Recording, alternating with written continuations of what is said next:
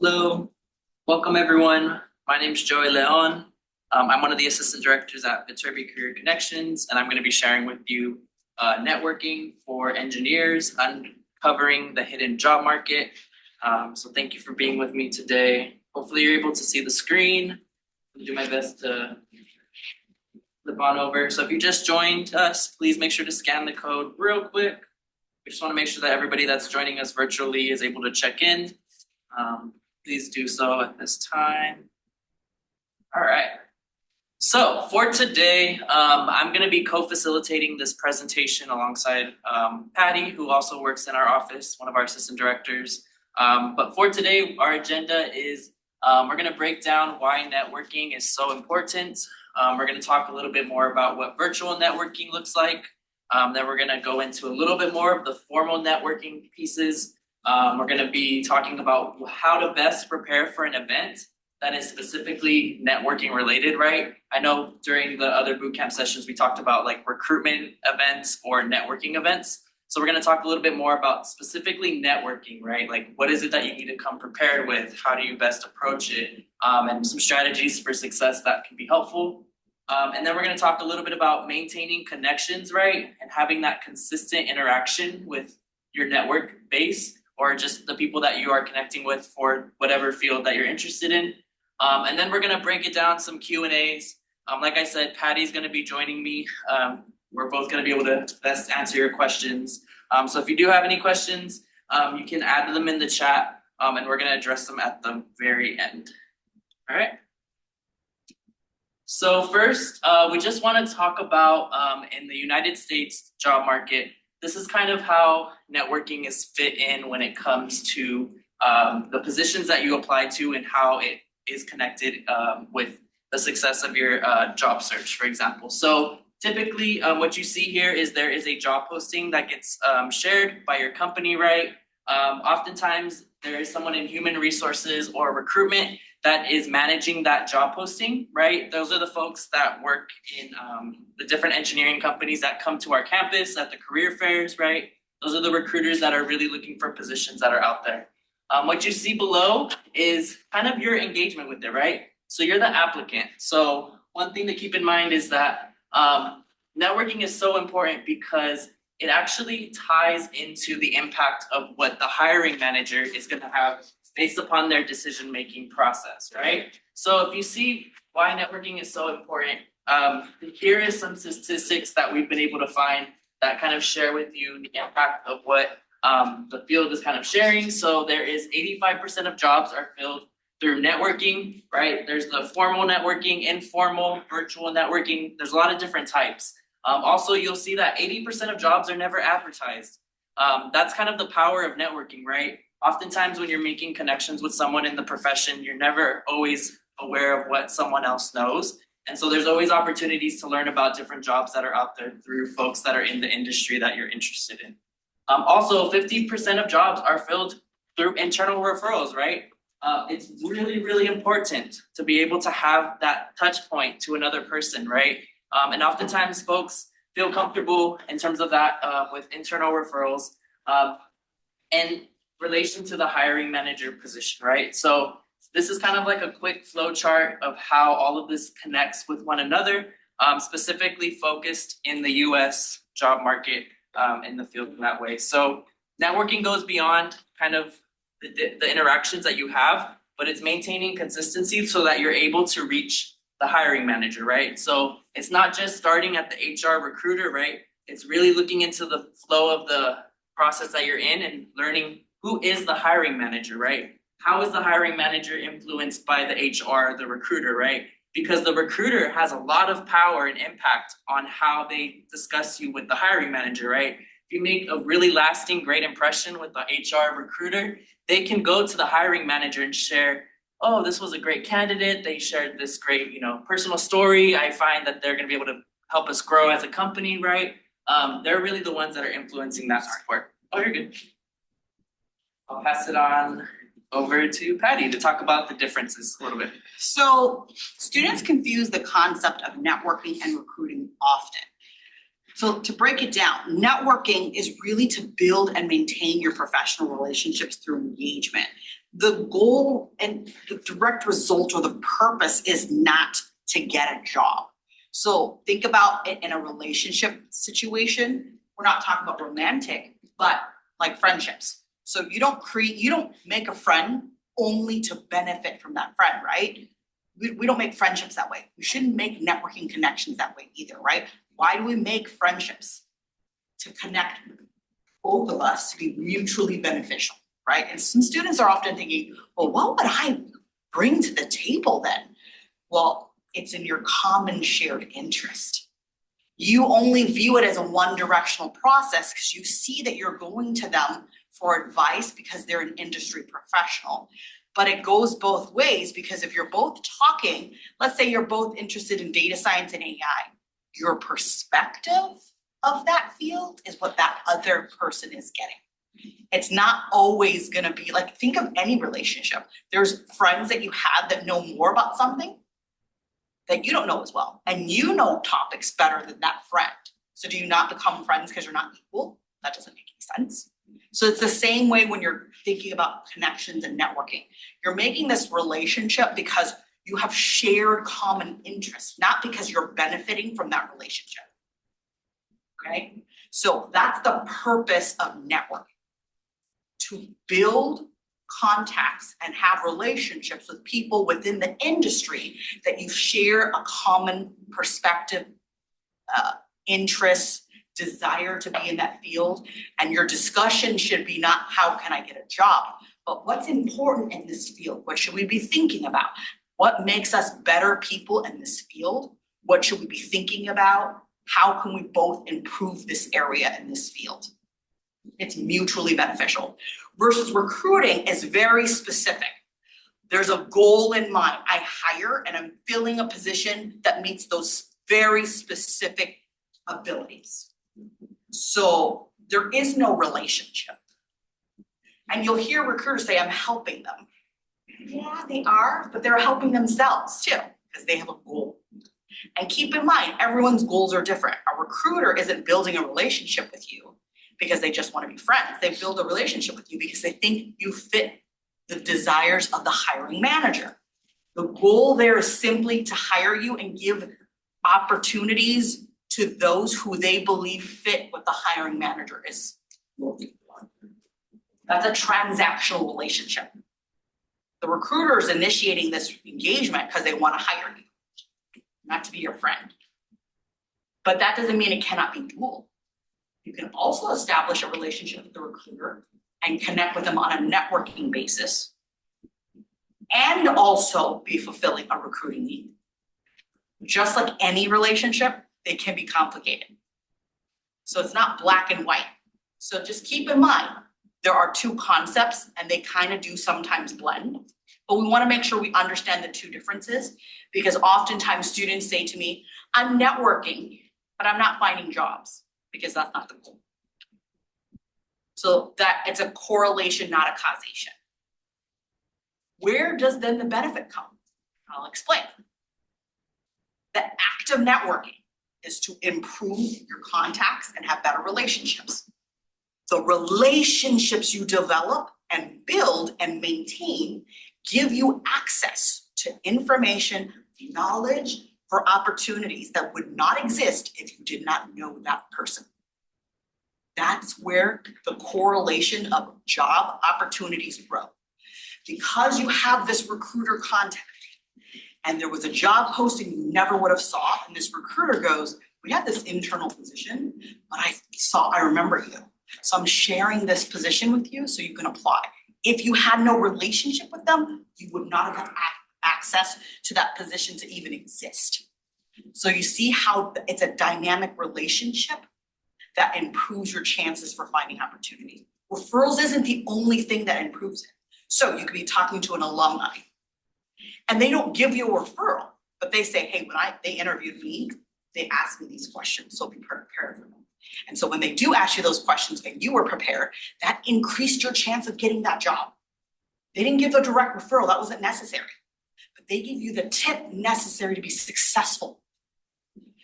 So referrals and networking go hand in hand and are interconnected, but they're not this and that.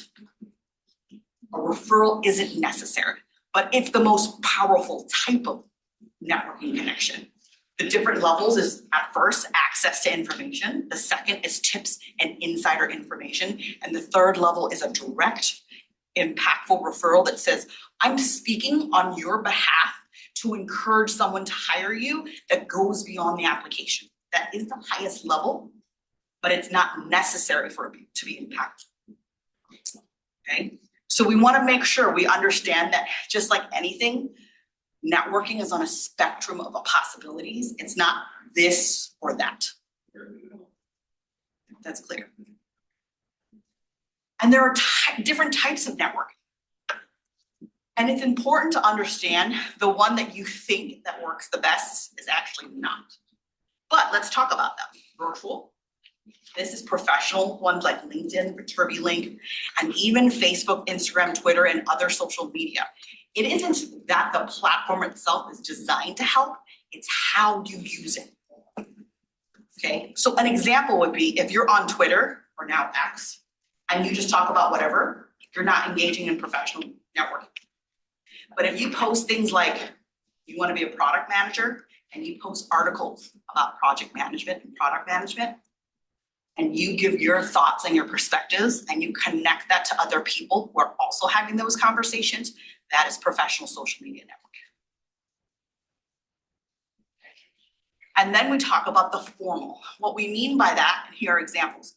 When we have exclusive events, our next week homecoming networking event is considered a formal networking event because it's specifically designed with a format to encourage networking. Informational interviews are another networking format. They're formal. The irony is most students ask for more formal networking, but I'm going to tell you the section where most students get the most benefit actually from informal. So I hate to use this analogy, but if I had to make events for you to make friends, do you think that's the best place to make friends? Or is it in friendships that you make organically out there in the world based on your activities and your personality and your style? Where do you think those relationships are cultivated? In the informal. They are through your classmates, family, coworkers, interest groups. And I specifically mentioned interest groups because those are ideally already pre-made for you. What I mean by that is, remember, a relationship starts through common shared interests. When you join an interest group, you've already cultivated that. You are all in RoboGals. You are all in NSBE. You are all in SHIP. You have the commonality built in based on that interest group. So you don't have to do anything other than engage. So some informal groups already exist, you just don't use them. You don't tap into them. It's your current classmates. It's the current clubs and orgs you're already involved in. You're already networking, you just didn't know. We called it something else. We call it friends. That's it. The difference is you talk to your friends about sports, makeup, travel, holiday plans, when instead, if you talked professional topics, it is now networking. That's it. Don't overthink this process. So what does virtual networking look like? Viterbi is an online mentoring platform that connects current Viterbi students with alumni or peer mentors to discuss career, industry, and academic experiences. This is also commonly called as flash mentoring. So you reach out to people to ask specific questions, get information. We also have Trojan Network, which is the equivalent of Viterbi, except it is USC-wide. You don't have to exclusively meet with Viterbi students. Your connection is also USC. Engage SC is what I talk about in the small interest groups. Affinity groups is where you're gonna connect with those interest groups. And again, they can be hobbies. I'm gonna tell you a quick story. I had a student who said, I really wanna work at Tesla. And he's like, but I know that it's all I don't know anyone at Tesla, what do I do? And I gave him a referral. He was one of my interns. I gave him that information and he thought, jackpot, I got a direct referral.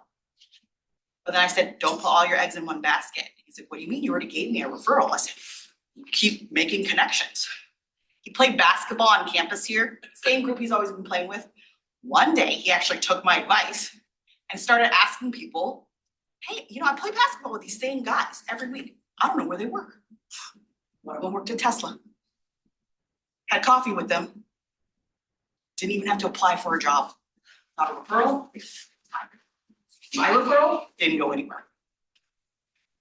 It's not what you think. Like I said, it is in the organic, traditional relationships that already existed. He had been playing basketball with this person, just never asked where he worked. That's all it took. Okay? LinkedIn is also another great platform. The beauty of LinkedIn is it has everybody. But the difference between LinkedIn and ViterbiLink is the people in ViterbiLink and Trojan Network are already actively saying, please, invitation open to reach out to me. LinkedIn is not.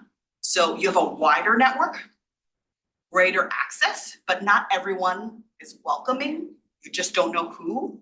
You have to treat it like a numbers game, reach out to everyone. If they don't reply, you're moving on. That's it. Okay? So this is a little bit about the formal networking part that we in our office provide for students, with Viterbi students specifically. So one way to incorporate your formal networking is by attending these types of events that we have. So the first one being our Viterbi Career Internship Expo, which already passed. It's a week-long recruiting event that we have each academic semester. So the one that's coming up will happen in the spring on the week of February 11th.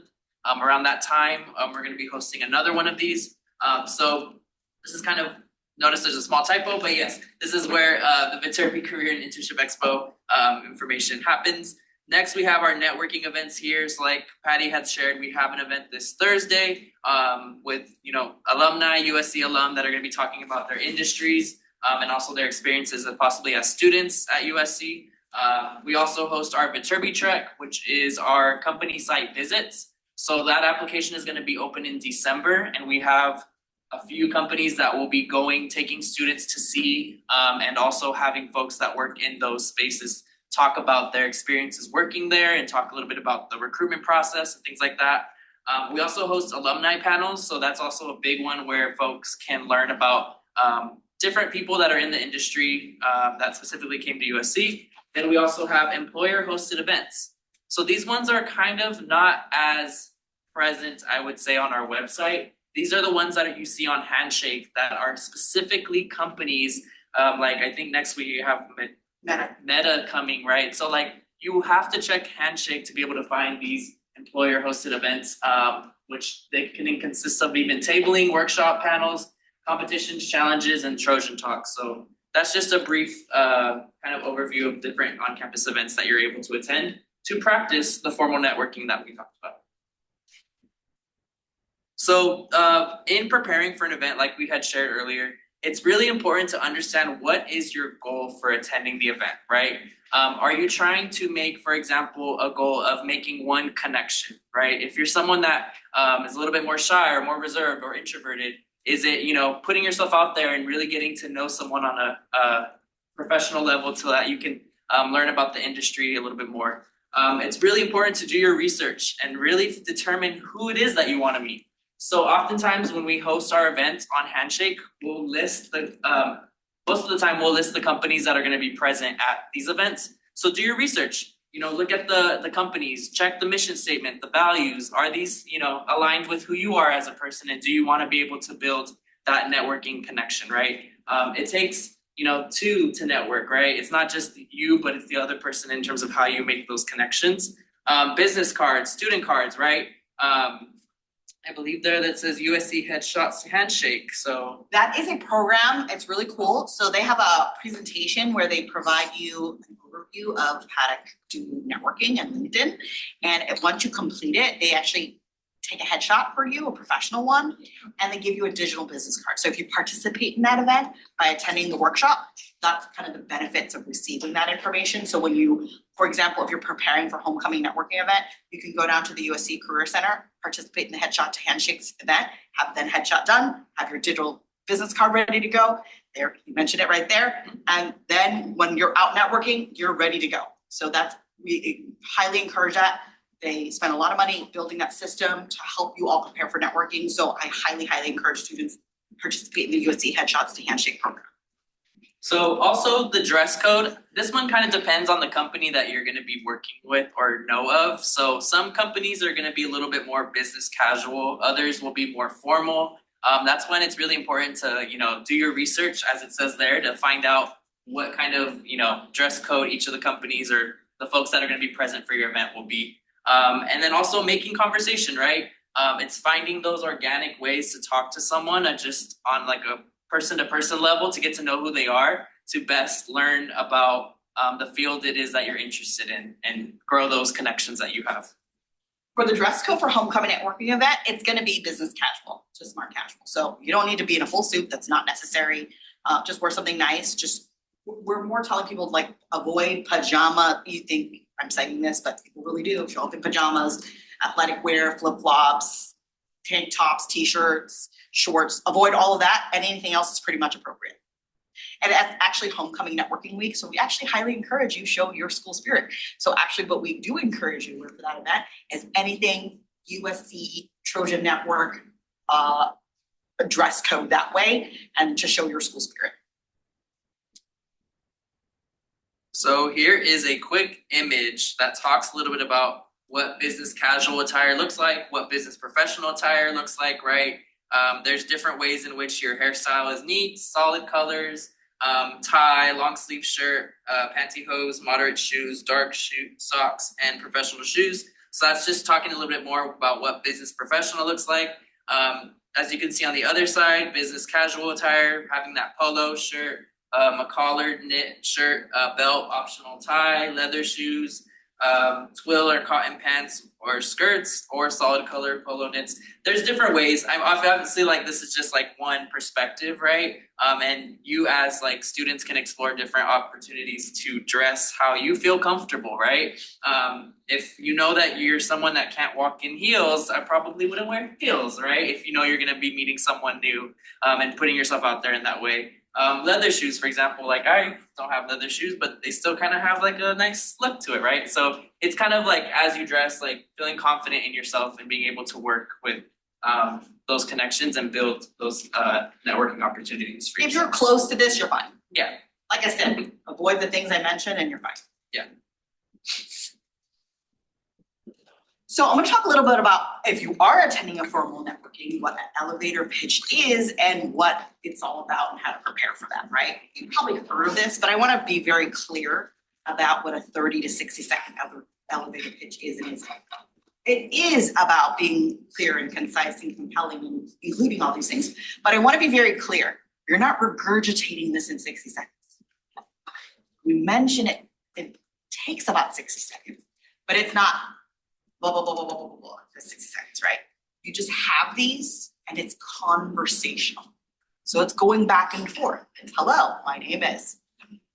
I'm here today because I was looking forward to meeting X, Y, or Z. Introduce myself.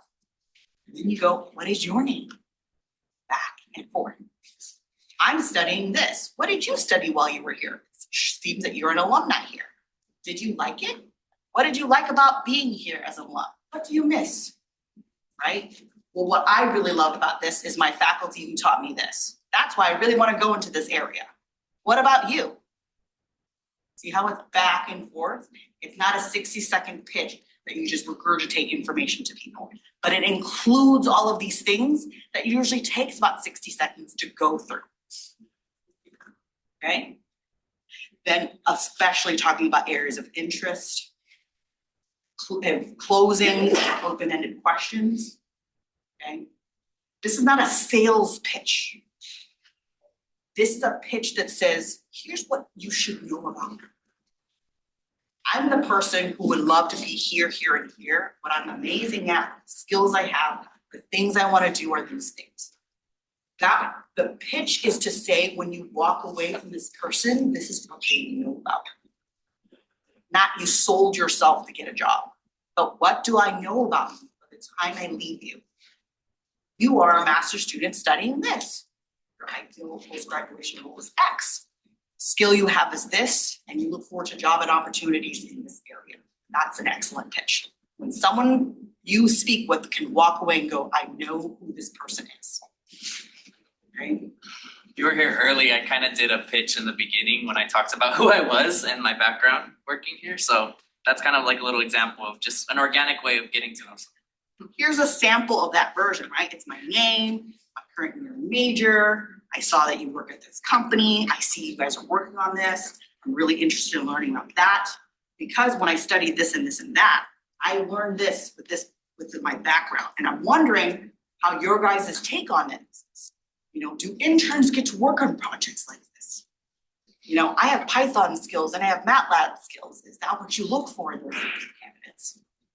That's what your pitch should look like. And then asking them about things, right? When you are networking, you have to treat yourself like an information sponge. The goal is not to get something outside of information. Learn everything you can. For me, when I network, I want to know everything. Thinking, what our concerns are, what's happening, any and every information I can think about, so I can reflect that on myself. And to be honest, is to ask myself, based on everything I've learned, do I even really still want to work here?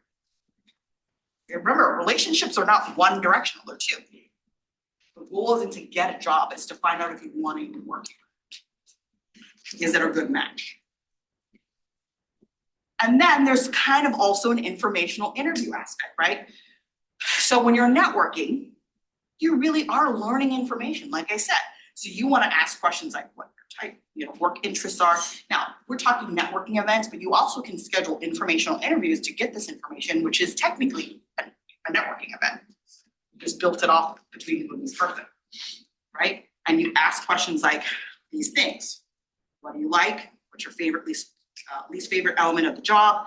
We would field questions like the typical day in the field, how to get into that, how to learn a certain skill. If they were hiring someone in the industry right now, what are the factors that influence them to choose one candidate over another? These are questions you ask in an informational interview. And you kind of do these at a networking event.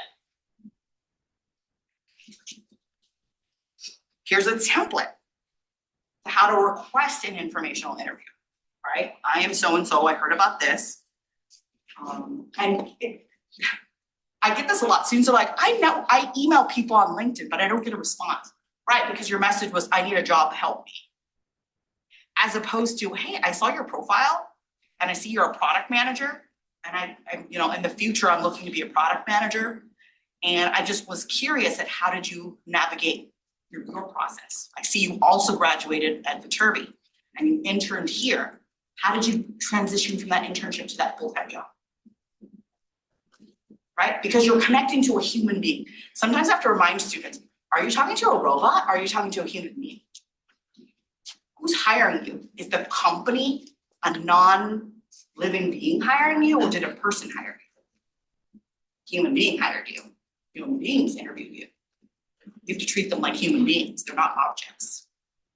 They're not to be, you don't aspire to take them as an object. You don't get that job. It's a relationship. Okay? So how you get them to respond to you is you treat them like people. I get requested all the time for people to ask for help, and they ask, and again, be reasonable. I help people all the time, but when you go, hey, can I meet with you tomorrow at 1? My schedule is booked for the next 3 weeks, so no. And it's not I'm trying to say no to you, but you really didn't give me many options here. Okay, so be reasonable. Hey, I know you're probably busy. Let me know when you're available for phone, Zoom, coffee, in the next few weeks. I understand that you're a busy individual. Anytime 10, 15, 20 minutes would work for me. Make it easy for them to say yes. Don't make it about you. Beggars can't be choosers, okay? And of course, here's the part that kills me the most actually, is maintenance. Students attend networking events and then do no follow-up. Then there was no point. It's like saying, I want more friends, and I go to a party and I plan on texting no one and calling no one. How will you be friends? It doesn't make any sense. How do friends stay friends? They spend time with each other. They text each other. They hang out. They do stuff together. So if you don't plan on doing any of that, there's no point. So maintenance is really important. After you think you have a good connection with someone that you talk to, I don't care where, lunch, networking event, Zoom, whatever, party, you can contact them and go, hey, remember me? We talked about this. And it's easy. Don't overthink the ask. You don't even have to invite them into anything. Just say, hey, I remember talking to you. I've got a quick question. Ask one question.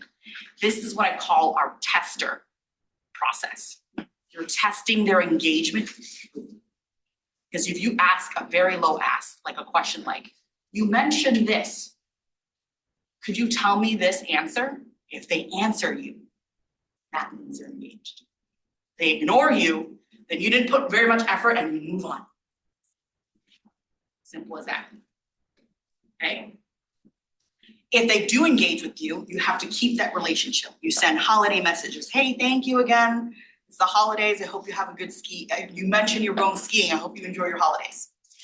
Set up coffee chats, lunches, invite them to things, ask them how you can help them.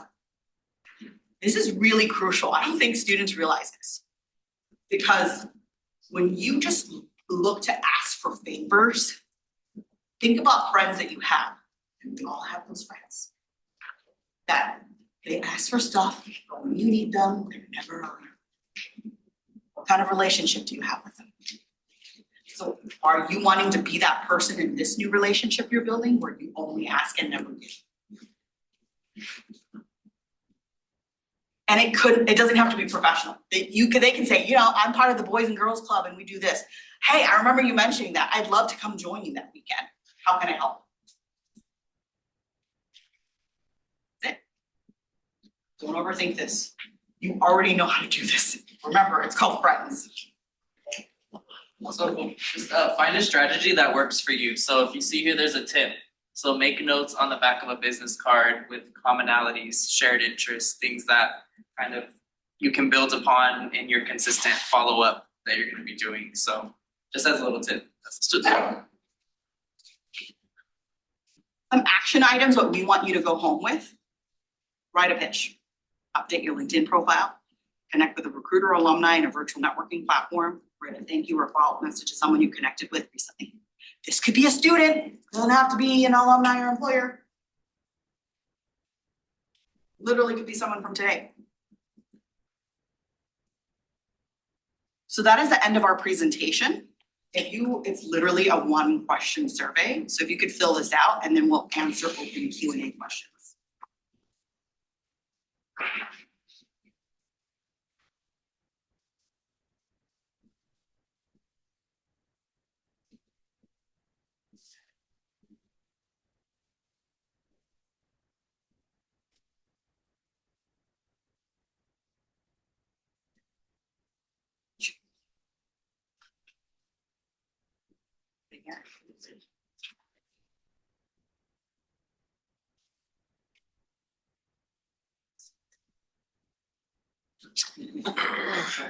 Yeah.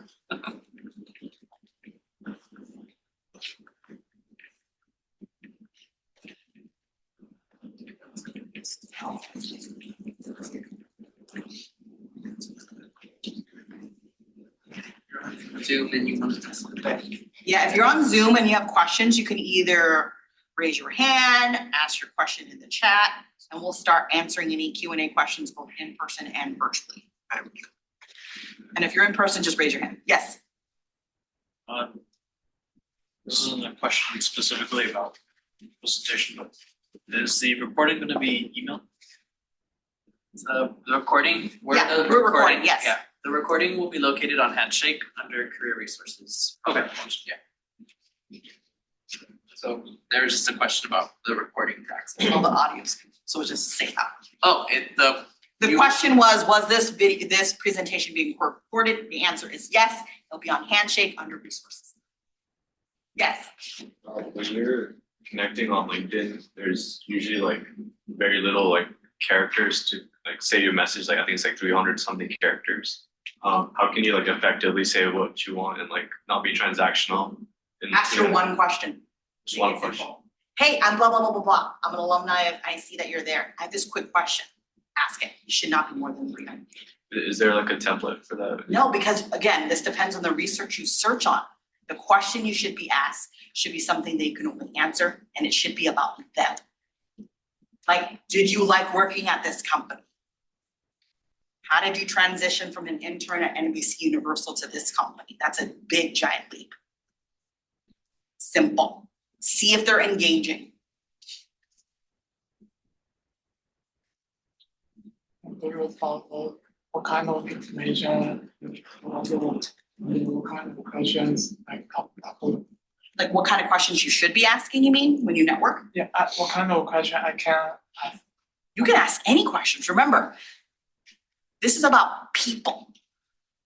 So any questions, even when it's industry, it should be about them, not do you overall think this industry is good? It's what's your opinion on the industry? What's your take? This is happening at NVIDIA. What's your take? I read an article that says NVIDIA's worried that the employees don't care about the work anymore because we're millionaires now. Is that true? Is that how you feel? Ask it about them. What is their thoughts? Remember, this is about people.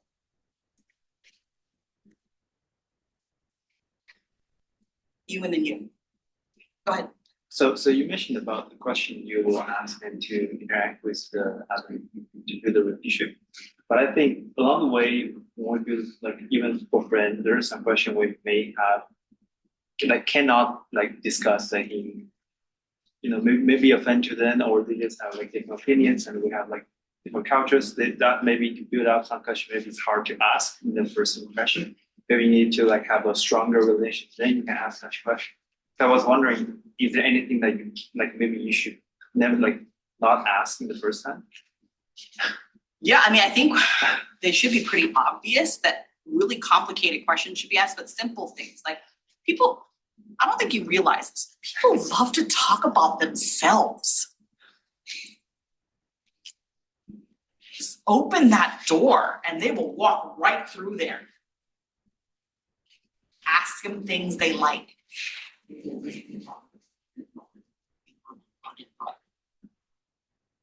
Start with the easy. What do you love about working here? I promise you, that's an easy one. Don't choose the hard questions. Don't ask them what they don't like. Ask them about what they do like. We'll all have that version. I know people who are super quiet, but I know the exact topic will turn them into chatty Cathy's.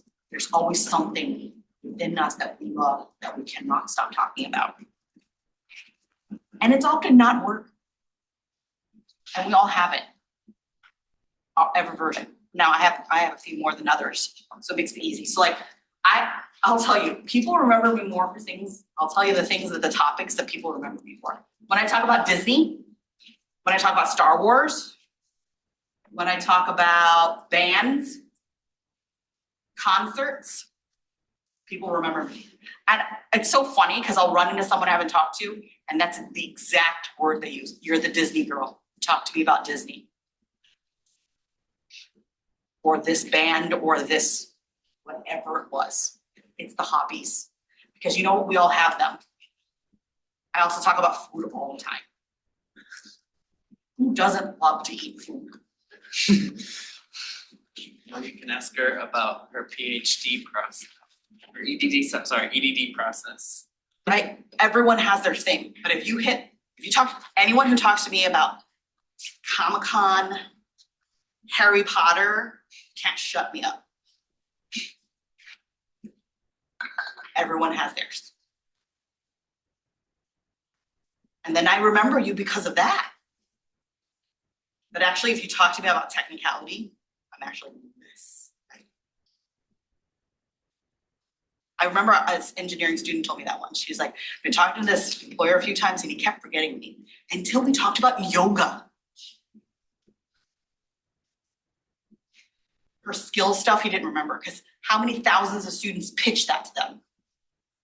Yoga, you remembered. Because I think they were talking about goat yoga. Because it's unique, it's different. How many people do you talk about goat yoga with? Right, that's why it's memorable. Yes, I wanna ask, like, having a referral is really important, because I have a lot of friends in different companies.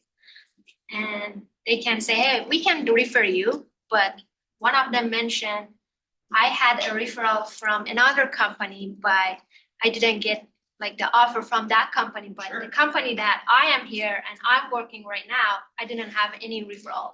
So sometimes I feel like maybe those referrals just, I don't know, can those referral kind of like increase the possibility? it always does, but I think the problem is students confuse the idea of increase and guarantee. Doesn't guarantee it increases. And I refer people that didn't get hired. Because what it comes down to is always the same thing. The right person for the right job will always be the choice. Doesn't matter. What the referral does is it creates a sense of, I at least have someone telling me they're not gonna be a flake. So it eliminates a concern, but it doesn't guarantee you to say yes. So remember, that means it adds, but there's still no guarantee, right? You're still in favor, but there's still no guarantee. So yes, there are times when you get a referral and nothing happens. And sometimes you got nothing, you applied simply online, you never engaged at all and you got the job. Because you were the right person for the job. Simple as that. That's always gonna be the case.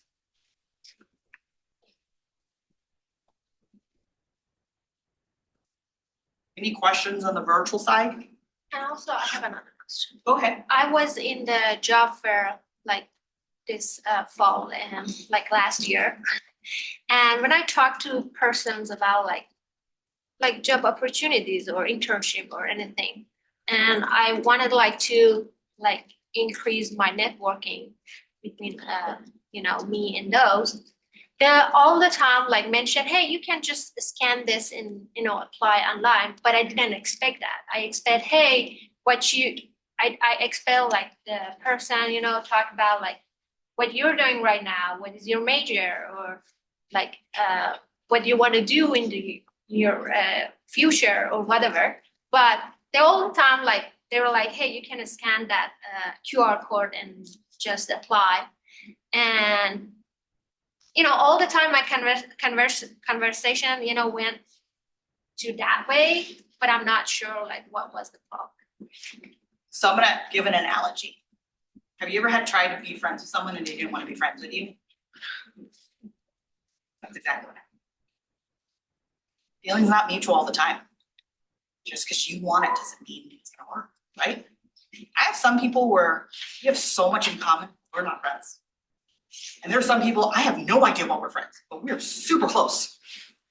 Is there a rhyme or reason why we do things when it's relationships? Not really.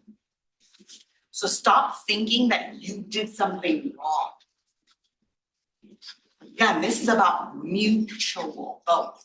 So that means right now, what you're saying is you do like this person. That doesn't mean just because you like them means that they like you back.